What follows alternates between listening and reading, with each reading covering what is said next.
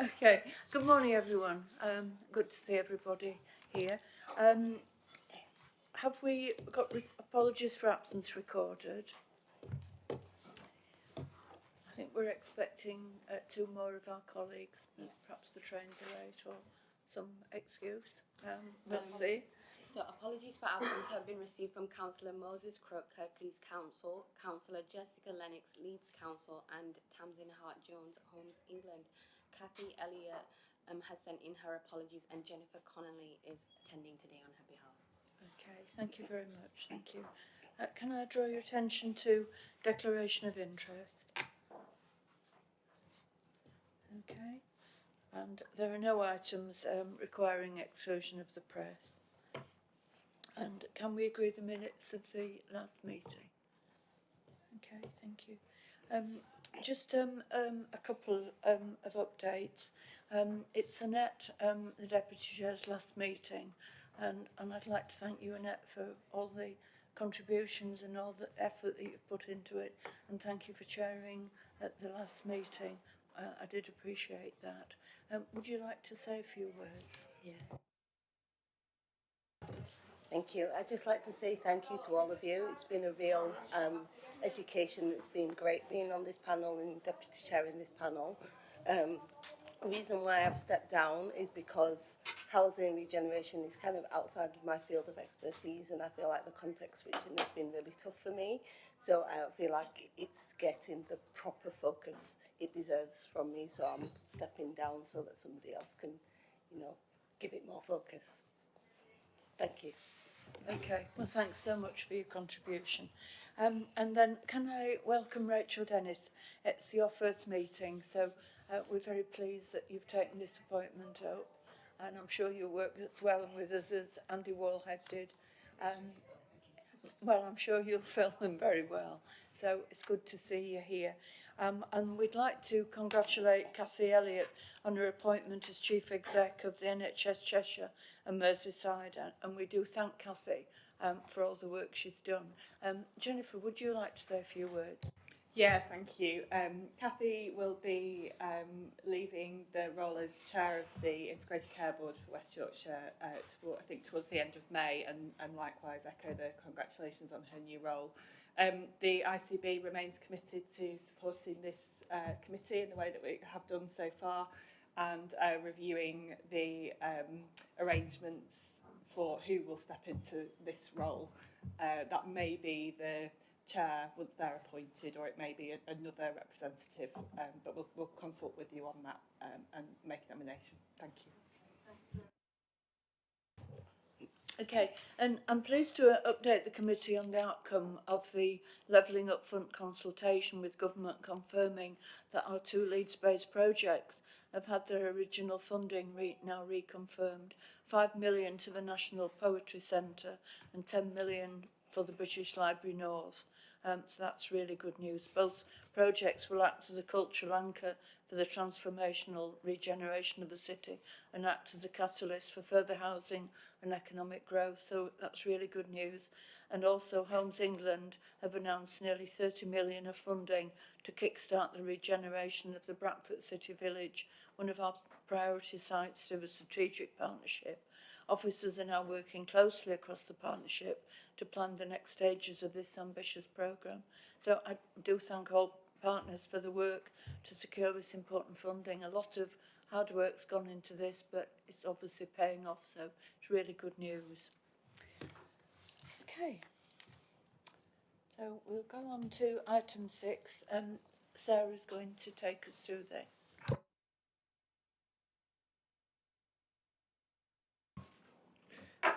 So, as always, we cover the monitoring indicators, the indicators that we publish on the state of the region every time there's new data available based on the previous committee. So this time we have 4 indicators: net additional dwellings, private rents, indicators on digital connectivity. On top of those, we added 2 supplementary indicators that we thought would be useful for the debate around affordable housing starts and completions.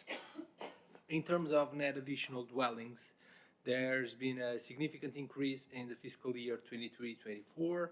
with a net increase of more than 8,000 units, the highest delivery since 2018-2019, and the fifth highest annual delivery in 23 years since we have data. This is more than just going within the UK trend, as we reached 3.4% of the net additional dwellings in the country, one of the highest contributions we had since the financial crisis, and above the historical levels even before that period. We saw this increase in additional dwellings everywhere except for Wakefield, which had some quite good years prior to 23-24. In terms of delivery adjusted by population, Leeds was the leading district and the only local authority with a performance above England's average. Delivery was also positive on the affordable completion. So in 23-24 we had 1,766 additional affordable homes, the highest year of completion in the 21st century so far. The data may be subject to revisions, but so far that's what we have. Here, in terms of local authorities, the picture was more heterogeneous, with Kirklees and Wakefield had the highest increases, while Calderdale and Leeds with some minor declines. And Wakefield, on a per capita basis, had on affordable housing completions a better rate than the English average. Affordable housing starts, they recovered from last year, around 1,326. It's 3.1% of all affordable housing starts in England. It is in line with what we observed in the last decade since we have data. In terms of private rents rose significantly below English average in the last 12 months, January to January, below 4%, while it was 9% in England, with significant variations within local authorities, with Calderdale with the highest rate at 7% and Wakefield at 1%. House prices grew faster in the last 12 months in West Yorkshire, slightly below 6%, than in England, 3%. But when we take into consideration a longer-term picture, since 2015, house prices have been rising more or less in line with England average. On digital connectivity, I just want to highlight that West Yorkshire is the combined authority with the highest share of premises with full fibre, around 87%, followed by Greater Manchester at 83% and West Midlands at 82%. That's all. Thanks very much for that. Anyone wishing to comment or ask a question? I had a question. So the net additional dwellings, does that include student accommodation?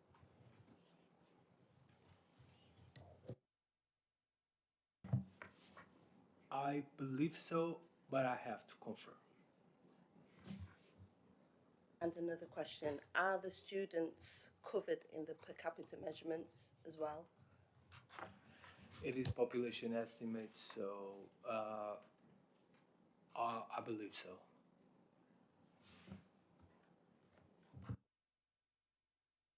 No. No? Okay. Thanks very much. The committee notes the messages from the recommendation is the committee notes the messages from the monitoring indicators. Thanks very much. Is that agreed? Thank you. Item 7, the housing implementation plan. I think Katie's going to take us through this. Yeah, thank you, Chair. So I'll take the paper as read, but just providing a quick summary. So the housing strategy was launched in July last year, and since then we've been doing some work in terms of how we can define work streams of activities that will support delivering against the objectives in the housing strategy. The development of the housing strategy was in the context of multiple challenges across West Yorkshire, record levels of homelessness and the number of households in temporary accommodation, the affordability of both market sale and rental accommodation, existing homes that are older and more difficult to heat, as well as wider health inequalities. So in terms of the housing strategy implementation plan, we set out defined work streams of activities that will help us achieve those outcomes, and monitoring of that is through 2 tools. The first is a highlight report included at Appendix 1, which summarises key milestones for each objective over the next 12 months and provides a regular update on activities, as well as including activities priority actions for the forthcoming period. And the next is a Power BI dashboard, giving a series of contextual and performance indicators, providing a picture of the changing market we're operating in and areas where our work is directly making a difference. A summary of the indicators is included in a table within the report, and some sample screenshots are included in Appendix 2 of the actual dashboard itself, which is still in development. Happy to take any comments or questions on the format and the content of the proposed reporting. Thank you. Thanks very much, Katie. Any comments, any questions? Yes, Jennifer. Thank you. So there's some great opportunities to link the health and housing work through this implementation strategy. And after the last meeting, Kathy shared some of the good practice that had already been going on around fuel poverty, so specifically relating to sections 3.4 and 3.5 of the implementation plan. So we've shared those good examples, but we'd like to offer the committee a chance to review in a bit more detail the health and housing work that's underway. We've been working with Carl to look at that collectively. So we'd like to offer that to the committee for the next meeting to bring something there. In response to this particular paper, it'd be interesting to understand how the plan will align with the West Yorkshire Estates Plan, the NHS West Yorkshire Estates Plan, because we've sort of talked about the chance to bring those two things together. So the priority spatial geographic areas for house building, and then NHS estates and that wider infrastructure sort of thinking. How should we take that forward? And then a couple of final points. I think there's the chance to reference the ICB strategy within the implementation plan, because that'll just kind of give us that chance to connect the two. And for the year ahead, the NHS has a requirement for all ICBs to look at the enabling of neighbourhood health. So there's a real chance to, again, kind of link this up, and it'd be great to see that kind of that requirement referenced in there, so that we're linking the strategic opportunities, and then we can kind of highlight some of the good work that's underway already through a further paper on health and housing, if that's useful. So just to come back on that, I think there have been discussions alongside some of the actions that we've got listed within the implementation plan around the future of the One Public Estate and how we can work better across the different organisations. So some of that is in train. We do have reference to the ICB and coordination within the wider implementation plan as well, but within the highlight report we've picked out specific actions that we've done over the past sort of 4 to 5 months and the ones that we're doing going forwards, but absolutely keen to progress some of those things. Yeah, thank you. Thank you. Yeah, I think at Calderdale, obviously, we've been actively involved in the development of the strategy and have sort of helped inform the actions based on our priorities as well, obviously, and that's what we do, isn't it? We sort of look at the wider priorities and our own priorities. And I know that these have included the delivery of new homes, including affordable new homes, and also meeting the challenges of the retrofit agenda, which is sort of particularly challenging in Calderdale with a lot of our housing stock that's there, as is echoed across other boroughs in the region, and also addressing the issues of homelessness, which is everywhere is putting budgetary pressures on us as well. You know, and I think. Yeah, and so, you know, I think building on what Jennifer was saying, you know, the strategy has taken a wider approach to housing agenda, which is really welcomed. So previously, there's, you know, obviously a focus on new homes, but I think that recognition that we need to consider the broader housing agenda, bringing in health, bringing in all of the sort of other sort of economic and social sort of factors. So I think, yeah, considering that broader housing agenda to fully meet the needs of each local authority is really important. And I know that obviously our officers are heavily involved and will continue to be heavily involved, and you know we appreciate that involvement. But I just think, you know, we really need to look at that wider picture, which I know we are, but I'm just sort of just being supportive of that wider picture. Thank you. I think you're just pointing out that that's what we need to do, and we know that the officers are doing that, and back at the ranch in all our districts. But it is important that this is a priority. It's the mayor's priority, and we need to make sure that this is top of the agenda. Really, did you want to? Sorry. And I think it's like, it is obviously, it's a priority across the whole of the region and stuff, and while a lot of our the strategic approach will overall chime and work within each authority, there obviously are going to be individual peculiarities sort of based on our own sort of places and our own topography and our own housing stock and all of the other factors that are there. And I suppose it's just looking at that as a whole, yeah. Thank you, Chair. I just had two sort of small points that I kind of picked out as I was reading through, if that's okay. So the first one was, there was a comment in 3.13 about close engagement with key internal and external stakeholders, which is obviously fantastic, and it's all happening. I was just wondering, has there been much private sector engagement? Yeah, so we have a developer forum Oh, great. that operates twice per year. So we've slightly changed the format going forward. So there'll be a round table with a specific group of people that we've identified with the core group, and then a wider forum later in the year, towards the end of the year as well. So that's the approach we're taking at the moment, and really keen for as much engagement as we can manage, really. Thank you. So just to add, I'm involved with the Chambers Property Forum, and if we can help in any way, please shout. Just one follow-up question, if that's okay. Just a point about, I think with regards to safety, there's some mention of urban design and design reviews and a network of urban designers for West Yorkshire in the context of safety in the public realm. And just to welcome that and agree with that point, I think it's good.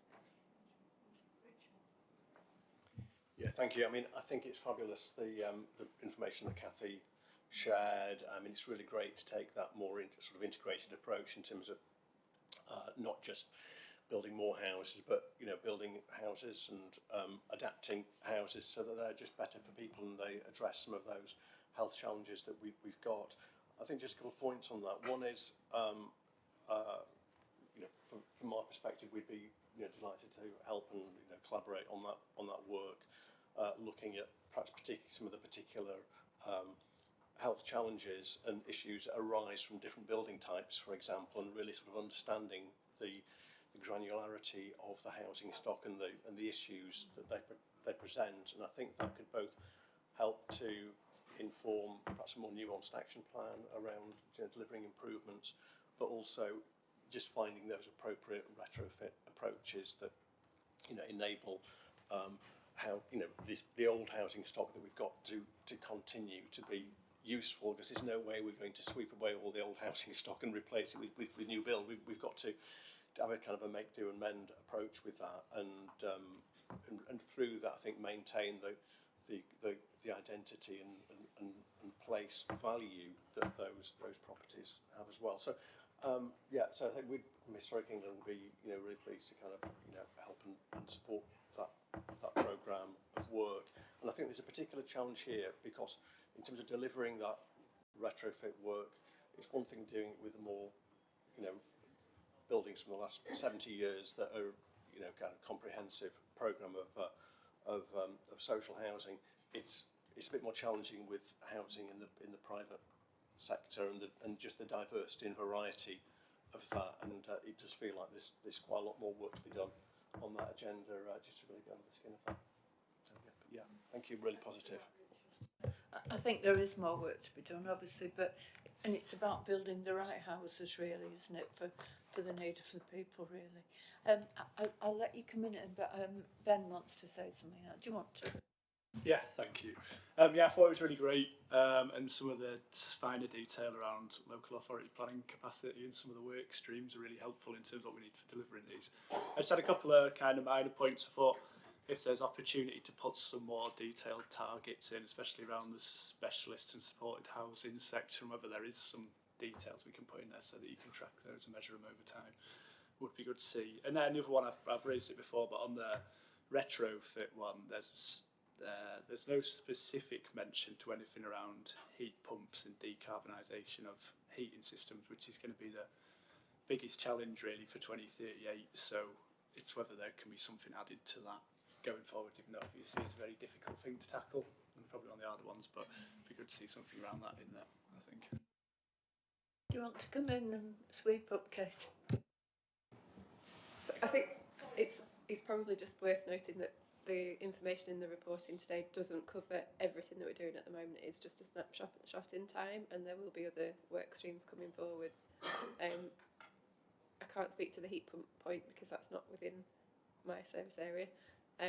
But in terms of specialist and supported housing, it is on our radar, and it is something that we're looking at how we can support better in collaboration with our local authority partners.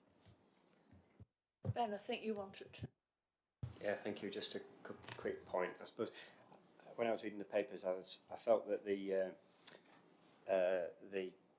targets, there's obviously quite a lot of them, and so I endorse the fact that we need to be looking at the wider scope of the housing strategy and housing market. So it's a bit difficult to get away from that. But I just wondered whether there's any opportunity to have sort of a series of core targets, there's the headline targets, and then maybe some more the more detailed ones, just to make it a bit more presentable, public facing perhaps as well, some of the headlines. And I just wondered also whether there was any reference in there, I might have missed it, but to sort of private sector capital levered in. So, you know, there's a lot of metrics around the numbers of houses and numbers of types of houses, but I think a financial metric is quite important. So you've got this sort of gearing and multiplier effect of the work that you're doing. Liz, do you want to comment on? Thanks, yeah. That's really helpful. And I think, so I was challenging the team to be quite ambitious with the targets, which is why there's quite a few in there, and they cut across quite a few different topics. But I think in terms of how we present it, we can have a look at that to really make sure we're focusing on the top ones, and then some of the other metrics are probably enablers of those. So let us take that away. I think the private sector leverage is also a really good one, and certainly on the Brownfield Housing Fund, I don't have the numbers to hand, but there's the degree to which that has enabled, you know, a significant amount of housing to come forward, which is mostly private sector funded. I think is one that we should keep track of and enable you as a committee to see what that looks like, particularly as we move into, and we'll come on to this in a later paper about devolution, as we move into a single settlement approach and how we're making sure that our money kind of goes further. So let's think about the money side of the metrics, which we probably haven't done in this paper, but it's elsewhere, but maybe we could bring it in. And then if I may, Chair, just on the heat pumps, really helpful point. We've done quite a bit of work around what that needs to look like for our carbon pathways work, and I think this committee has had updates before about what we're doing around our Home Energy West Yorkshire work and that retrofit. So if we may, Chair, why don't we bring a report back around retrofit to this committee for you to see where we're up to on that, and the work, but also some of the next steps that we need to take, because we certainly see electrification of domestic heating as a real key element to get us there. Thank you, Chair. Thank you, Chair. Yeah, just to pick up on the point, the retrofit point, because I know we've highlighted it, notes it in the report about skills, and I just wondered in that in the developer engagement, can that be a wraparound as well for those for retrofit? Is there a way to bring those more into the discussion? Can I pass it back to Liz? Yes, well, so I sit on the economy committee, which also now has employment and skills within it, and I know, and in fact, I was going to make a comment anyway before you said that. But that I know that there is work going on. For example, I know that WIC has funded some work. I specifically know about it in Calderdale, which is skilling up people to be able to do retrofitting and stuff. So I mean, Liz probably can give a sort of a more comprehensive view, but I was going to comment that it's really interesting sitting on various different committees, because actually you get to see how some of this stuff actually does interlink together, and I know that there is sort of quite a push to to work on that sort of green economy. Now I don't know whether there's enough going on of it, but I know sort of certainly that there are organisations being funded to skill people up for retrofitting that are being funded by the Combined Authority through the sort of skills programmes and stuff. Good, encouraging. Thank you. Do you want to come in, Liz? I think, Councillor Cuddy, you've summarised it very well. So if we bring a paper next time on retrofit, we'll cover the skills piece, because we recognise both the scale of the challenge in terms of that transition that we're going to have in terms of, if boilers to heat pumps, etc., but also the opportunity. And I think if we can be at the forefront of some of these changes, it means that our people here can be skilled up and then potentially have the opportunity to sell that elsewhere. So I think the economic benefit of some of the retrofit programmes is certainly something we're trying to work on, and as well as the skills element, that links into some work we're doing around the supply chain as well, and just making sure that the supply chain is ready. And part of that is about having a greater degree of certainty about what's coming, because at the moment the stop-start nature of some of the funding means it's quite tricky for some of our businesses to make sure that they can scale up at the right pace. So one of the pieces of work that we're doing around retrofit is trying to have more of a kind of 10-year or how many years plan, and particularly working with the West Yorkshire Housing Partnership and social housing providers in particular to think about what that looks like.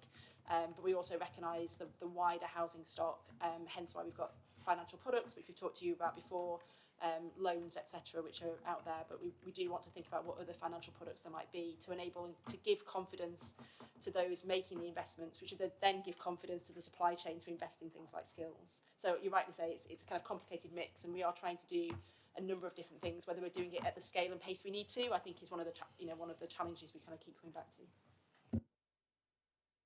And also, so I know within Calderdale there's Valent, the people who make boilers, that they have they don't have a production factory, but they have I don't know quite what they call it, sort of like a skills hub in Calderdale, where they train up engineers. So they train up engineers how to fit their own boilers, but they also train and similarly made boilers. But and I went round and had a look, and they also but they have they're training people up to use to fit heat pumps and air source heat pumps and ground source heat pumps. So the private sector is also on that skills road of making sure that people are really skilled up. I mean, they did highlight the fact that lots of engineers are sort of coming towards retirement age, and that in sort of 5 to 10 years we might end up with a really bad shortage of engineers in order to be able to sort of do some of these things. But it's interesting that, yes, as local authorities we do things, the Combined Authority could do things, the government could do things, but actually private sector are also doing it, aren't they? Which is really encouraging that we're all heading in the same direction. Thank you, and just welcome the real clarity of objectives and the outcomes here. And as the partnership, we've got work streams that align to many of your outcomes. And what we will do off the back of this is to revisit those to make sure that we're as aligned as possible. So really glad to see. And I think that the social housing sector has got a lot to offer to support these. So the partnership will definitely be focused on what you've got in here. So thank you for that. Okay, anyone else? Okay, the recommendations are set out in 2.1, 2.3. Can we agree them? Thank you. Item 8, remediation plan. Katie, you're on again. Yeah, me again. Thank you. So we brought a paper to the last committee outlining the new ask of combined authorities to take a role in speeding up the remediation of buildings with dangerous cladding. Since then, we've prepared a draft remediation acceleration plan for West Yorkshire, which is appended to the report.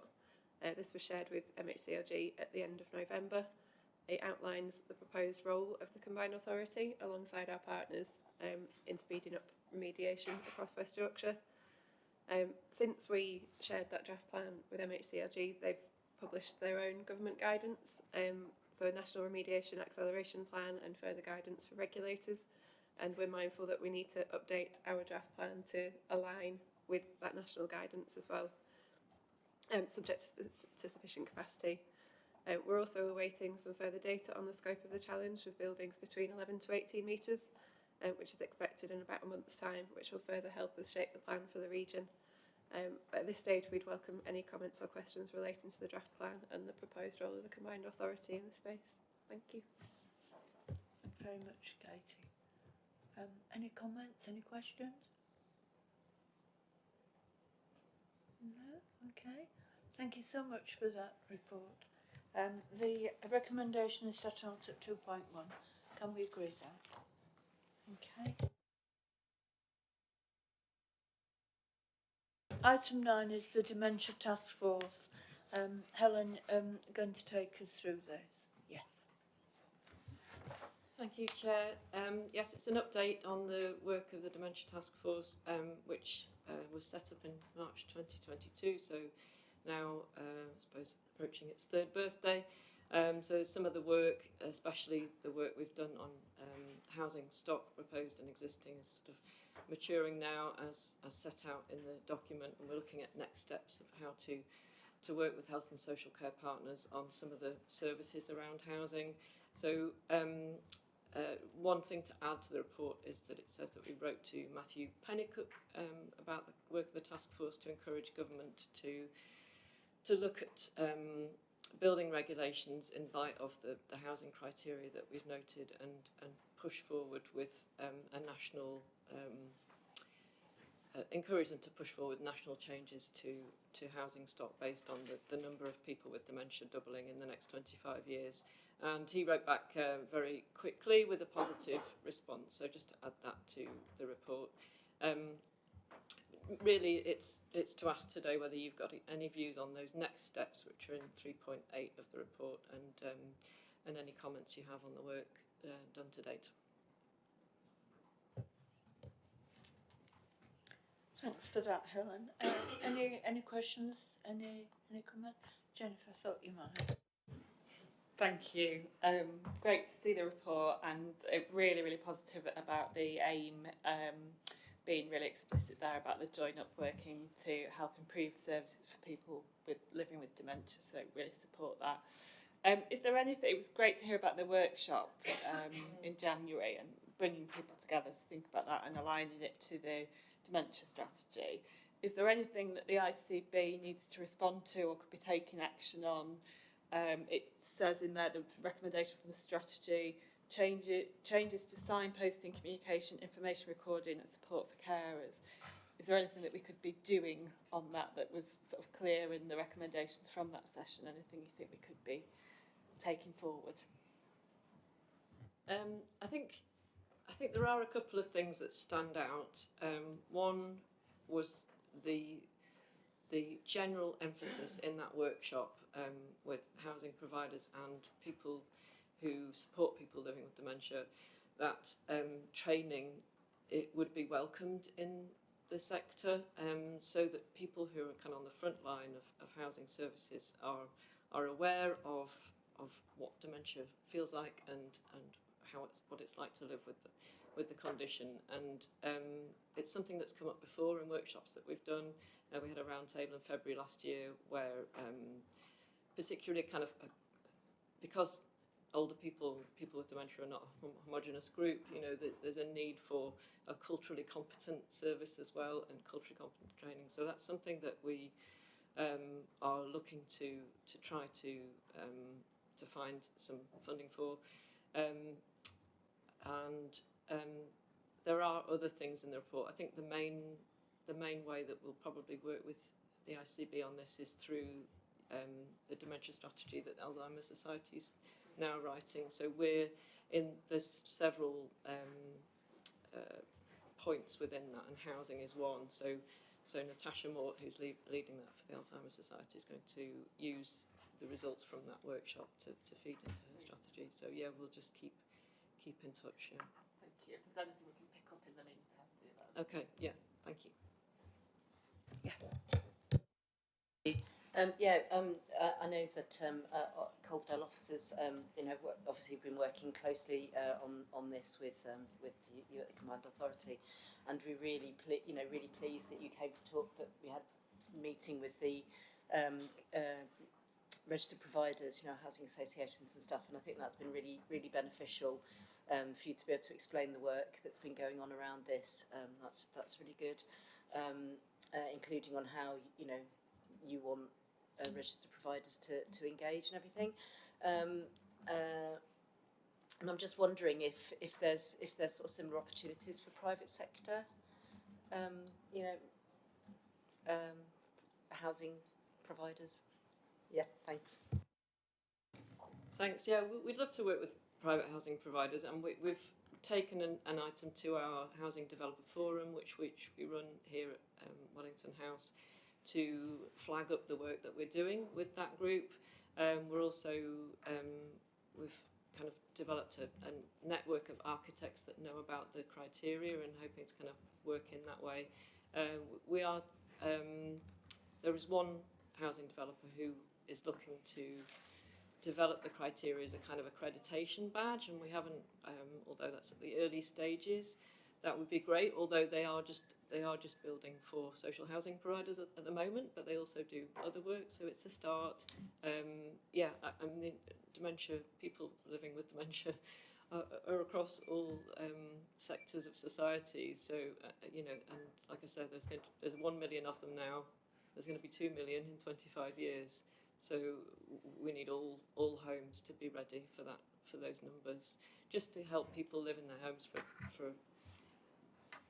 as long as is safe, which is what most people want to do. We're working on it. Anyone else? Yes, Ben. Yeah, it's just a quick one to say that I tried to pick up on the Dementia Ready Housing Champions and say I think it's a really good idea to see in there. I know at York Council a while ago we had someone who was a dementia champion, and that really, even though it wasn't the core part of their job, it just really helped to have a named specified person driving it on, and I think it's just good to see that kind of thing being used across other members of the housing partnership, and I think it's something good we could draw on in other things that the mayoral combined authority is trying to achieve elsewhere, for just trying to make sure that those focuses are picked up by all the partners that we work on by having named individuals working on it. It looks really good. Thanks. Thank you. Happy to share any learnings that we have.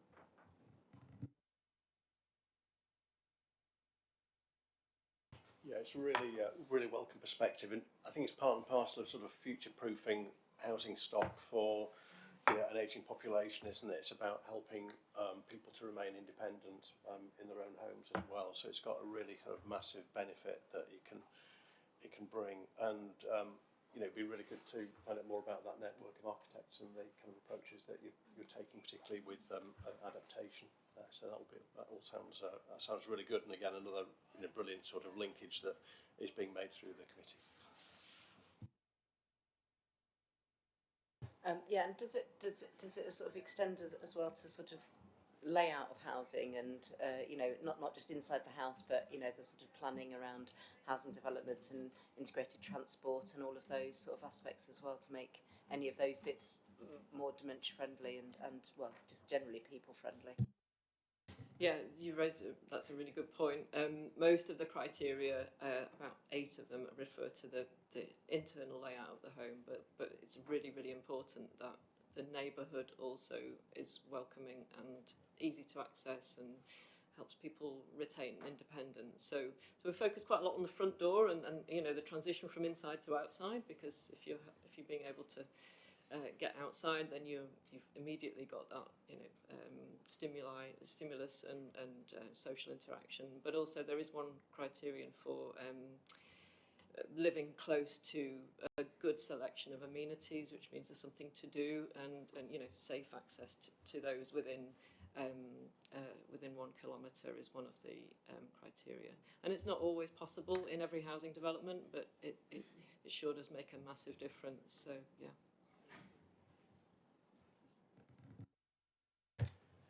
Anyone else? Okay, thanks very much for that, Helen. The recommendation is on 2.1, if we can agree that. Thank you. Item 10. Alison's going to take us through an update on the latest, on the step forward on the recommendations in the paper. Thank you, Chair. So, I'll take the paper as read, but I'll just talk us through a few points. So, the English Devolution White Paper, as you probably know, was published in mid-December 2024. So that seems quite a while ago now, but this committee hasn't met since then. So we thought it was an important moment for us to reflect on some of the content in that white paper. So the paper we've written in your packs gives a bit of the context around the West Yorkshire Combined Authorities devolution journey so far, and also how government engaged combined authorities ahead of the publication of the white paper. It also notes that work's underway across the combined authority to influence the final content of the English Devolution Bill, and paragraph 3.8 provides details of some of the work streams that are ongoing, many of which are led by our economic and strategy functions in the combined authority, and that includes work on the local growth plan, which we have brought to you at a previous meeting, so hopefully you'll be familiar with that. In terms of areas which will have an impact on the remit of this committee, I set out at paragraph 3.16 some of the details of the revised devolution framework, so that's the package of powers and responsibilities proposed to be conferred. So I draw your attention to the integrated settlement, which we've noted in these meetings before. So that provides a potential opportunity for us to shape future funding programmes to meet our specific needs in West Yorkshire. And then also there are references to housing and strategic planning. So the white paper sets out responsibilities for mayors to prepare a spatial development strategy and an ability to set the strategic direction for any future affordable homes programme funding. So there are lots of other themes that are relevant to play, so culture, transport, skills, and we'd welcome comments across all of those themes. But it's probably important to say we're awaiting further information on lots of the things set out in the white paper and in conversation with government on some of them. And then internally in the organisation, work streams are still kind of forming to respond and prepare. But we're just really interested today to kind of hear your reflections on the proposed changes and the ambitions set out in the white paper as a whole. So that's all I was going to say, and happy to take questions. And we've got colleagues in the room, obviously Hannah Andrews here, who leads on our planning work, and Katie on housing, and we'll do our best to answer any questions. Yeah, thanks for that. Right, any questions? Ben? This one, I have to admit I was a little bit behind on this. I think it's because York has only just got a mayor, so we're a bit behind. But just to expand a little bit on the community infrastructure levy and the plans around that, obviously that'll be a next step, won't it, in terms of the mayoral community infrastructure levy. Obviously that's quite a big opportunity for raising money in the future, it seems, for opportunities, but it's kind of new to me, so I was just interested to hear more. Yeah, so I mean, I think we're still working through the detail of what that means, but for us, it's not that new because it was also included in our previous devolution round. We haven't implemented that. It's a choice, as I understand it, and so we'll need to work through the detail of how that fits in terms of our wider kind of financial approach to funding infrastructure. I don't know whether you have any further comments on it at this point, Liz, but I think it's one of the ones that's still on our list to have further conversations about with the wider West Yorkshire leaders and chief execs. Thanks, yeah. Just to add, I think as we grow the types and number of projects we're involved in, then things like mass transit, we're obviously looking at all the different ways that could be funded. So, and we haven't come to a conclusion on that as yet. So as Alison says, it's part of the mix. We haven't enacted it. So in some ways we're in a similar place, but in others we have done some thinking around it. But again, it could be one that we come back to the committee on, and also how it relates, as we were talking earlier about into the integrated settlement, and also about the private sector leverage, because there's only, if we think about pots of money that might be available to us, and the ways and means of which we can leverage those, there's only so much money, and which is the right mechanism to try and do that.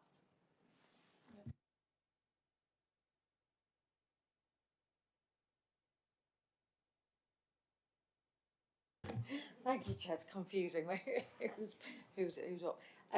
So yeah, looking great. Really positive moves for devolution. I'm really supportive of that. I've just got a question about the economic development and regeneration sort of set of responsibilities and the sort of partnership with Department for Business and Trade.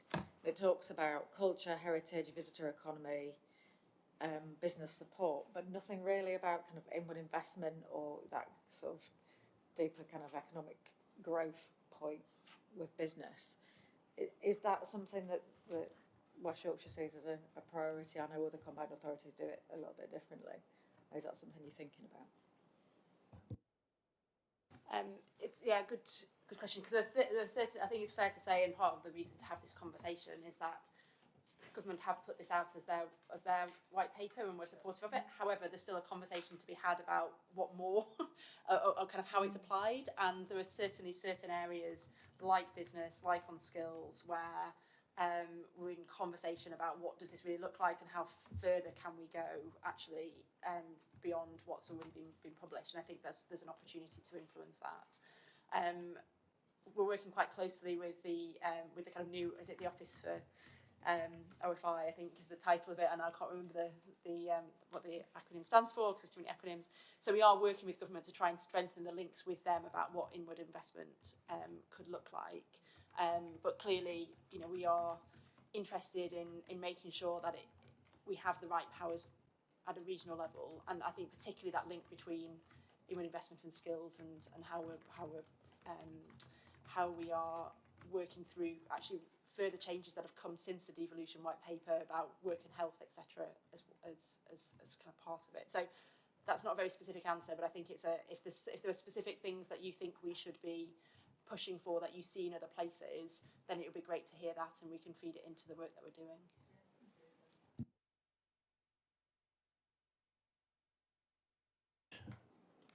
Yeah, thanks. I mean, I echo it. I mean, I'm very, very supportive of the whole devolution agenda, and I'm glad things are gathering momentum at last. I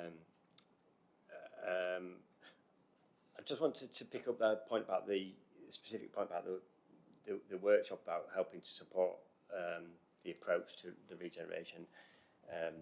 I've sent you an email in February, Liz, via Kate, with some ideas, and I think it's really important that you take some soundings from the private sector and from the industry about how to shape those, the resources going forwards to maximum effect. And like the point I made earlier about maximising that private sector leverage and gearing, because there's so many things and there'll only be so much money, inevitably, and it will be tight and there'll be difficult choices.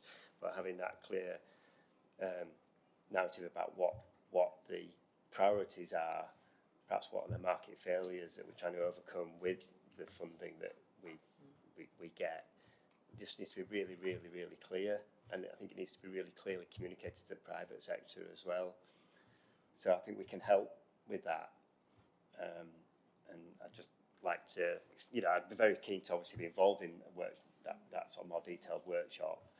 And I just encourage you to try and organise it as soon as possible so that we can feed in, so that we feel as though we've got a meaningful input, rather than it's just going, this is now been happening and this is how it's going to happen, sort of imposed on the private sector. I think you'll get more if we're more upfront. So thanks. Yeah, I think that's right. You don't want it to be done to you. You want to be able to shape it and work with it as well. And this is what, why we have this committee here, working with the private sector. We value the private sector here very much. We can't, councils and the combined authority can't do anything without the private sector. So it really is important that we do take that on board. Anyone else? I think you wanted, didn't you? Yeah.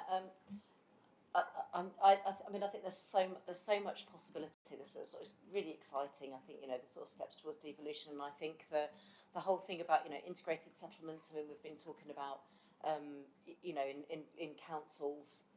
We want single settlements and stuff as well. We want to be able to choose where our money goes. Set our priorities, and I think it's great. That the combined authority with you know, us as the sort of constituent local authorities are, you know, helping to shape those priorities, set those priorities so that they can just be funded rather than, and then we can choose how to use the money within that. And I think that's really important. And I think it's really interesting about, you know, the fact that we have, you know, the committee structure has changed a bit in order to, I think, and I don't think it's about reducing sort of input. I think it's about joining those things up, because actually everything is so massively interlinked. You can't separate out health and employment and housing, or everything, and transport, everything is really interlinked. So I know that this is what's behind the local growth plan, and so that everything's looked at holistically. I suppose I just want to make a case for making sure that that principle is held on to, so that we really are working in a sort of holistic way, especially in the light of some of there has been talk in some areas around sort of first come first served for some sort of budget areas, and that's quite concerning, I think. So I've made myself some notes because I have got a lot to say on this, I'm afraid. So some bits of place regeneration and development work might not happen as quickly in some areas as other areas, but it doesn't mean that they're not important. So I think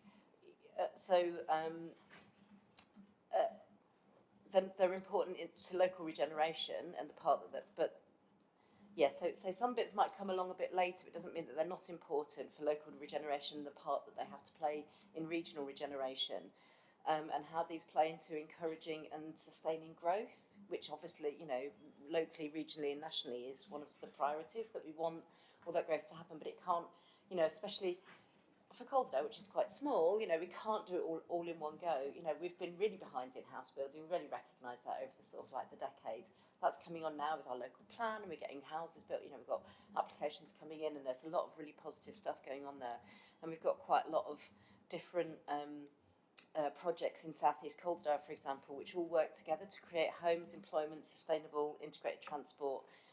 All of that growth. So we've got garden suburbs, we've got a new rail station planned for Elland, the access package, which is to help integrate that the railway station with other forms of sustainable transport.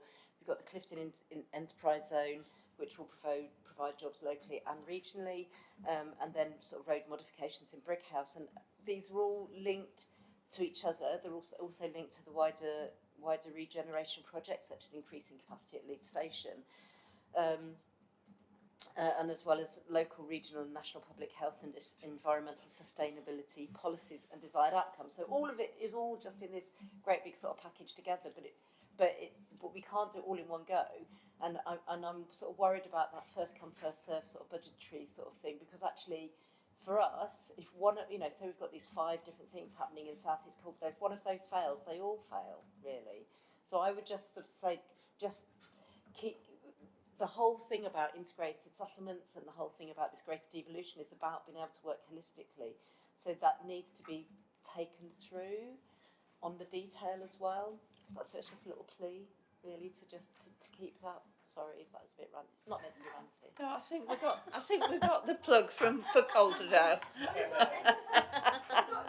I think it's not just. I mean, that's obviously the example, and it's the example I know because that's my, you know, portfolio and where I'm, you know, sort of based on everything. But I know that will be replicated in other authorities, and it's about, I suppose, it's just sort of saying, you know, if we're looking at things holistically, you have to look at the funding holistically as well, not just go, oh, well, actually, you didn't get your bid in quick enough, you didn't get your business case quick enough in for that, therefore it's not important, because actually it's part of a bigger, wider strategic push for all of us. I think we got the message, yeah. And I think if the mayor was here, she'd say we're Team Yorkshire and we're all together on this. I'm sure she would. Right, the recommendation is set out. Sorry, who was it? Thank you. Just to flag in there it talks about the in the white paper about the potential to look at the health within that devolution, and just to remind colleagues, I think we're in a quite good place with that because we've already got a partnership agreement between the ICB and the combined authority. Having Kathy on this committee and Ian on the Climate and Environment Committee, and we've got the Mayor and Ben on the Integrated Care Partnership board for the health and care partners.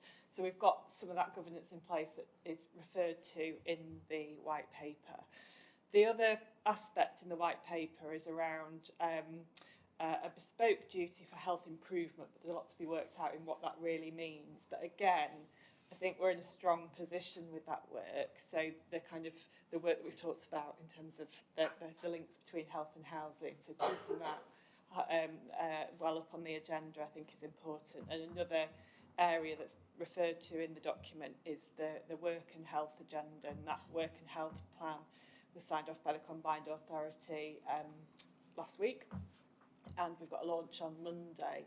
And building on what you've just said there, Councillor Courtney, I think what's been great in developing that is we've really had the community co-production, we've had local authorities, both in that instance through employment and skills colleagues and public health, and ICB at place colleagues, DWP, so that and our businesses as employers, all in that space working on this together, so that we get that kind of holistic input. And that's something that we want to continue looking at, how we sort of build in through the health and housing work in a similar way.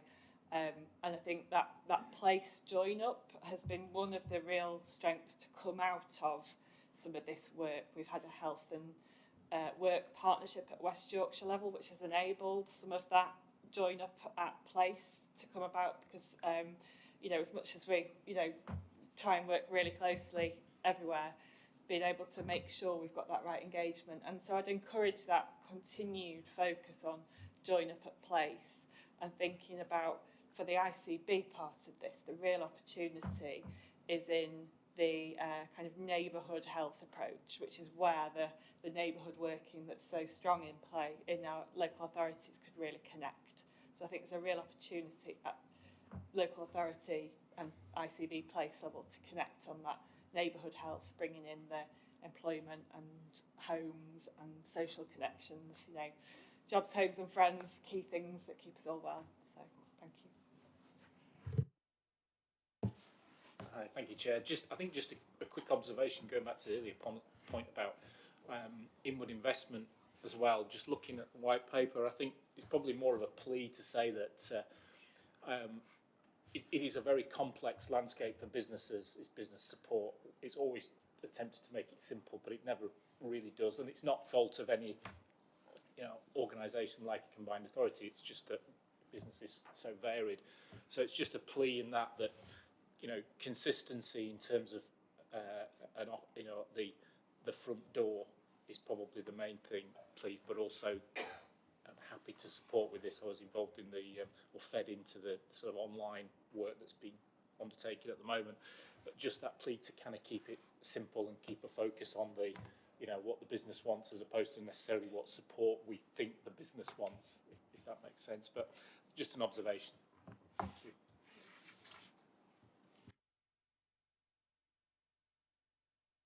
Thank you, Chair. Just backing up what Councillor Courtney was saying, really, just on how we think as a combined authority, where things sit between local authorities and a combined authority, and probably a good opportunity to do that work ahead of any government decisions around devolution, because in our authority, economic development's kind of split a bit between me and someone else now, so I'm not as close to it as I was a couple of years ago. But you have those issues of where do teams sit, where's the balance between the combined authority and the local authority, or how do you split the economic development function between having a centralised combined authority function and having teams locally, because there's always a risk or a fear that low-hanging fruit might be centralised in one authority. So how do you make sure that economic development's spread out through the region while still getting the critical mass of what you want to achieve through devolution? And we can do that thinking now, prior to the government doing anything, because great, the government are going further on devolution, but they see it very much through the lens of combined authorities, and you can tell because when they think about local authority devolution, they refer to it as double devolution, which to me is just like, well, it's just devolution, but for them it's like an extra barrier between us and devolution, or in the centre. So I think it's good for us to do that, thinking of how do we envisage economic development and inclusive growth working, and where it sits, so that as and when opportunities come, we've kind of got an agreed way of doing it, and people are bought in. And then also just backing what Councillor Courtney said, just on thinking about the tension effectively between having a robust assurance process where the best schemes with the highest benefit cost ratios go forward, whilst also accepting a strategic growth measure of saying we need to intervene in the market here, we've got a failing economy in that sector, in that place, and also some teams will be a fraction of the size in some authorities than they are in others, and therefore your capacity to do that feasibility work is so different. And I know the combined authority's done quite well in feasibility money and trying to make sure we can bridge that gap, but that will be a challenge. So there's always going to be a balance. You won't simply be able to have a kind of on paper methodology that then works for the whole region, because there's such big disparities within the region and within districts as well. So on that housing paper, we're looking at the Bradford stats, thinking probably areas in Bradford that are double that and half it, and that's just within one area. So I think it's probably a bit we can do as well, just in advance of any government decision. Cheers. Thank you. That's really helpful, and some great, some really helpful comments. And just to say, sounds like there's support for a private workshop on some of this, so we'll set that up if that's all right with you, Chair. I think we recognise, and hopefully as a partnership recognise, that housing and regeneration everybody's not in the same place, and as you rightly say, Councillor Rushall, each place is going to require something different. And I think in the past, because we've had particular pots of money, everyone's gone, okay, well, we need to kind of share that out equally somehow, because we're worried about whether there might be future money coming. And I think if the work that this committee's done to agree the spatial priority areas, to think about the places that are really important, and you've mentioned Councillor Courtney a couple today, and each place has those. If we can agree that those are the places we are working together on, and they'll come forward at the appropriate time, and then we try and find ways to work together to make them happen, rather than then worrying about, well, there's now a pot of money, so we have to try and make things fit, because as we know, we try, but it doesn't always kind of work. So I agree, we need to find a way to make sure that there's trust that we will work together on schemes, and they might take quite a long time to come forward for various reasons, but that means that, we'll be bringing decisions to you as a committee about things in an incremental way, which makes sense for the place. But we've got to all, I suppose, recognise that is the case. And so it might look like first come, first served, but actually it's more about us recognising that places will need to be developed at the appropriate pace for that place, and that we will then try behind the scenes to hide some of the funding wiring to enable decisions to come in the right way, hopefully based on a better and more flexible integrated settlement. But of course we wait to see, as we've said, the kind of detail on how flexible that settlement will be. Thank you, Chair. Yeah. We all wait with anticipation about that, and I do take colleagues' points and do agree with them. Anyone else on this? Okay. Can we agree the recommendation? Then it's set out at 2.1. And then the date of the next meeting will be confirmed at the Combined Authority AGM. So thanks so much for your attendance. I think we've had some good discussions and good debate, and thank you for your contribution. And the new people like Rachel here, I hope you've enjoyed the meeting, and we'll see you again soon. And give our best, Jennifer, to Cassie. Yeah, okay. Thanks very much, everyone. And you'll catch your train now.